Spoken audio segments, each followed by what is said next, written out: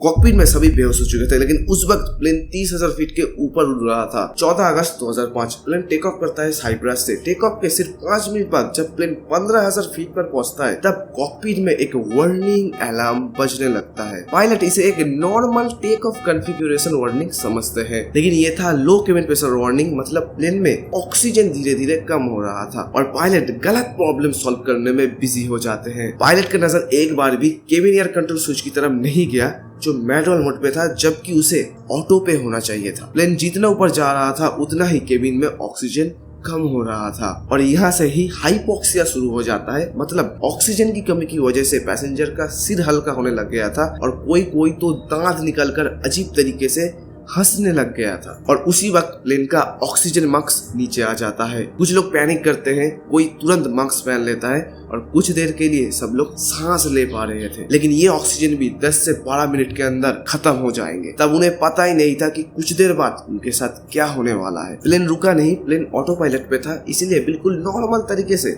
Plane Athens की तरफ जा रहा था। लेकिन जहाँ प्लेन को लैंड करना था वहाँ लैंड नहीं कर रहा, होल्डिंग पैटर्न में गोल गोल घूम रहा था। एटीसी कांटेक्ट करने की कोशिश करते हैं, लेकिन जब कोई रिस्पॉन्स नहीं मिलता तब फाइटर जेट को भेजा जाता है सिचुएशन मॉनिटर करने के लिए और देखते हैं कि पायलट अपने सीट पर सिर झुकाकर बैठे हुए हैं, कोई मूवमेंट नहीं है। पैसेंजर ऑक्सीजन मास्क पहने हुए हैं, उनके आंखें बंद है और सिर झुकाकर बैठे हुए हैं। पूरा फ्लाइट एक गोस्ट फ्लाइट बन चुका था। कुछ देर बाद प्लेन का फ्यूल खत्म हो जाता है और 121 लोगों के साथ ये प्लेन ग्रीस के एक पहाड़ी इलाके में चुपचाप क्रैश कर जाता है। बहुत बहुत धन्यवाद आप लोगों का।